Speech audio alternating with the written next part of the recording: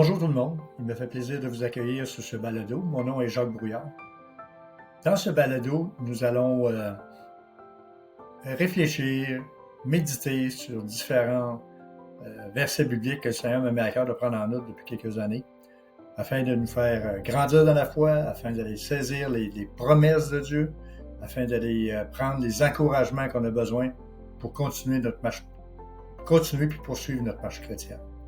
Ce balado s'adresse aux disciples de Christ, hommes et femmes, et à ceux et celles qui sont en voie de le devenir. Avant de rentrer dans le vif du sujet, je dois faire une mise au point. Être disciple de Christ, il y a une condition primordiale qu'il faut qu'il se fasse dans votre vie pour être considéré comme un vrai disciple de Christ.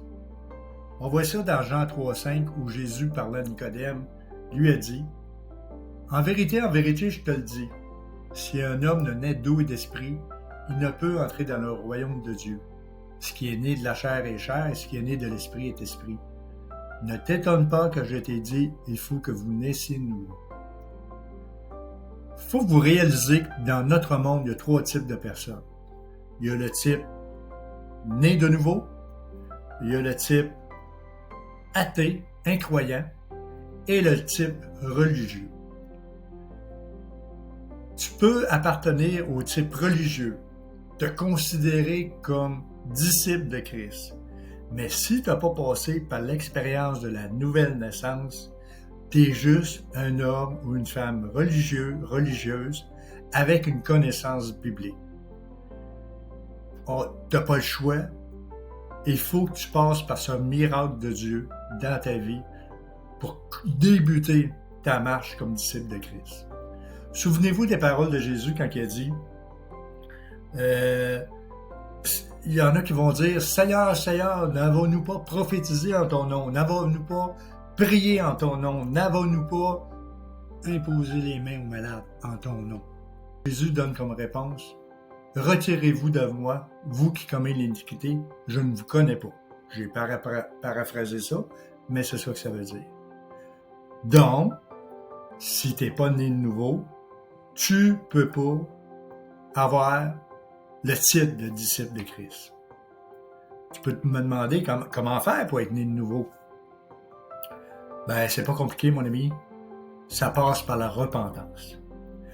Il faut que tu acceptes le sacrifice de Jésus sur la croix comme étant suffisant pour te racheter puis te pardonner. Il faut que tu demandes pardon pour tes péchés, te reconnaître comme pécheur et lui demander de venir dans ta vie.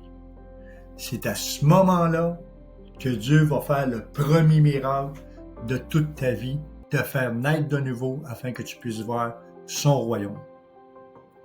Puis c'est ça qui est merveilleux, parce que cette nouvelle naissance te rouvre la porte à une relation personnelle avec Jésus, avec une relation personnelle avec le Père.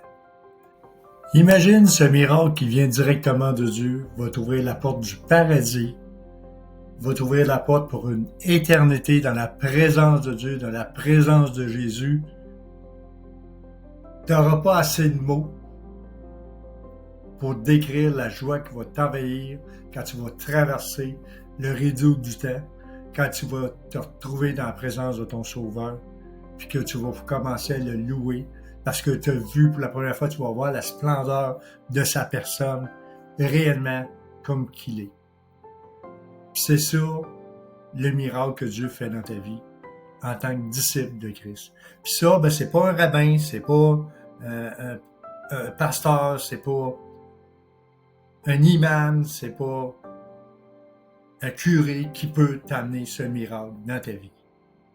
C'est seulement Dieu, puis ça passe par la repentance.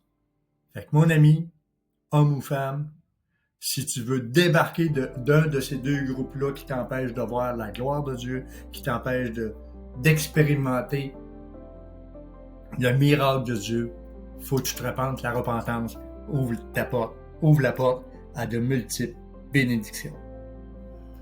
Aujourd'hui, tu te retrouves à une croisée des chemins.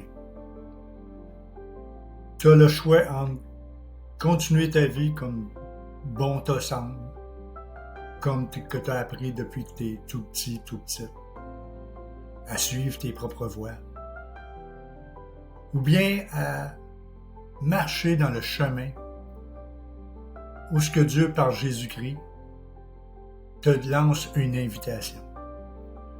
Te lance une invitation à venir à Jésus, à te repentir, à accepter sa grâce et à continuer ton chemin avec lui dans une relation personnelle. Et c'est là que tu vas être super béni. Moi, j'ai eu la chance d'accepter le Seigneur, j'avais 22 ans. Ça fait au-dessus de 40 ans que je marche avec mon Dieu, que je marche avec Jésus. Ce matin, lors d'une prédication, j'ai réalisé que je n'étais pas rien que le serviteur de Jésus, mais j'étais son ami. Qu'il était aussi mon ami. Puis ces 40 ans de vie chrétienne, j'ai vu la fidélité de Dieu à l'œuvre, j'ai vu son amour, sa grâce, qui m'a aidé à passer au travers d'un paquet de circonstances plus ou moins faciles. Tu sais, mon ami, la roue du temps avance, elle tourne, et nous pousse de plus en plus vers ce moment où ce qu'on a notre temps, notre moment déterminé à rencontrer notre Dieu. Le choix que tu vas faire aujourd'hui va déterminer l'éternité dans laquelle tu vas passer le reste de ton existence. C'est très important. La parole nous dit « Voici, j'ai mis la mort et la vie devant toi, choisis la vie. » En choisissant Jésus, tu choisis la vie éternelle. En le rejetant, tu te prépares une éternité de tristesse, d'amertume et de regrets sans fin. Mon ami, choisis la vie. C'est ça que tu as le mieux à faire. Maintenant que tout cela est dit, nous allons passer du moment dans le passage biblique que j'ai choisi à vous partager, qui concerne Genèse 48, 15 à 16, où nous voyons que Joseph avait demandé à Jacob de bénir ses enfants. Nous allons lire ce passage ensemble. Et il bénit Joseph, que le Dieu en présence duquel mes pères Abraham et Yitzhak ont demeuré, le Dieu qui a été mon berger toute ma vie jusqu'à ce jour. L'ange qui m'a sauvé de tout mal bénisse ces garçons. Qu'ils se souviennent de qui je suis et ce que je crois et aussi de mes pères Abraham et Yitzhak, de ce qu'ils étaient et ce qu'ils croyaient. Et qu'ils croissent en une multitude infinie sur la terre. Tiré de la Bible juive française. Si on regarde le contexte de ce verset, on voit que Jacob est arrivé à la fin de sa vie. Il a retrouvé un fils qu'il pensait perdu à jamais. Et en plus, il a la bénédiction de voir ses petits-enfants. Il a 137 ans, il est vieux et affaibli, malade, mais quand même, il trouve la force de bénir ses descendants une dernière fois. Dans ce passage, on remarque que Jacob a mentionné que Dieu a été son berger sa vie durant. Si on n'est pas familier avec le rôle de berger, ce passage-là ne nous dira pas grand-chose. Si on prend la peine de faire quelques recherches, on s'aperçoit que le rôle d'un berger est très important pour ses brebis. Un berger se doit de conduire son troupeau dans les meilleurs pâturages qu'il peut trouver. Pâturage où il va y avoir de l'herbe et de l'eau en abondance. Le rôle du berger aussi, c'est d'assurer une protection en tout temps par sa présence pour son troupeau, afin que celui-ci puisse manger et boire sans être inquiété. Un troupeau qui ressent de la crainte va arrêter de manger et de boire, puis il va se laisser dépérir. C'est aussi la responsabilité du berger de ramener son troupeau à la bergerie d'en faire le compte.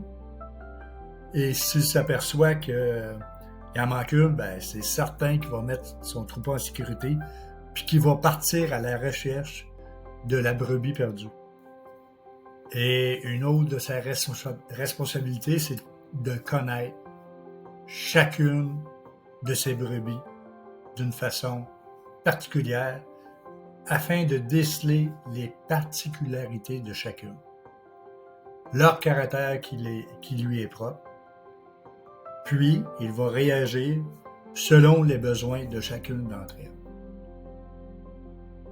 Moi, quand je regarde ça, ça me donne vraiment l'image que Jésus est le bon berger dans notre vie.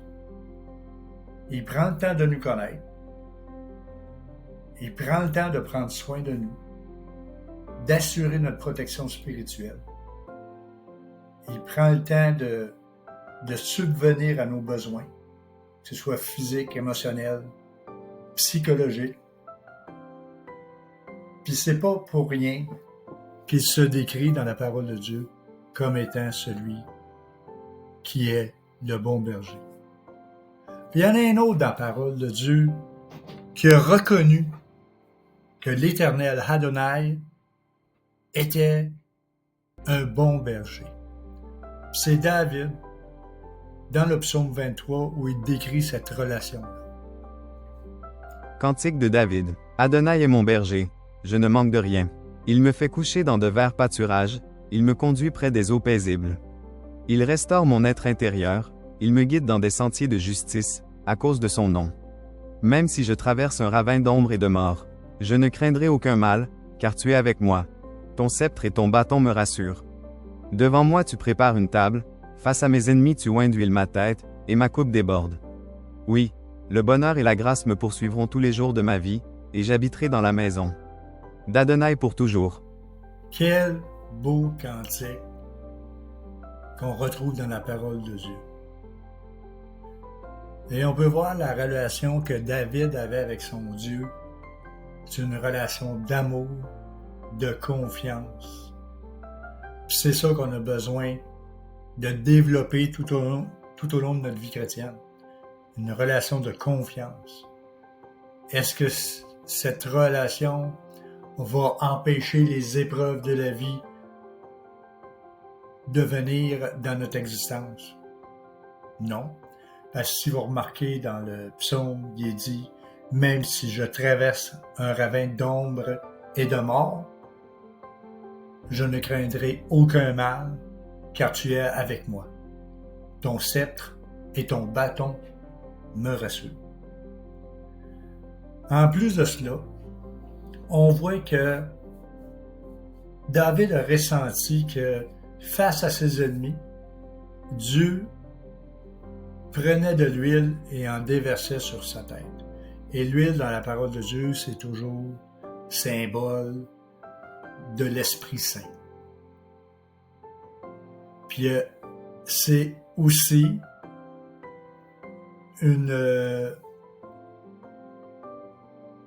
un besoin qu'on a dans notre vie, dans notre marche chrétienne, qu'on soit rempli du Saint-Esprit. Sans lui, on va pas bien loin, puis pas bien longtemps. Jésus a envoyé son Saint-Esprit parce qu'il y avait une œuvre à faire. Pour nous, c'est nous transformer. Et sans la présence du Saint-Esprit dans nos vies, cette transformation-là ne peut pas arriver.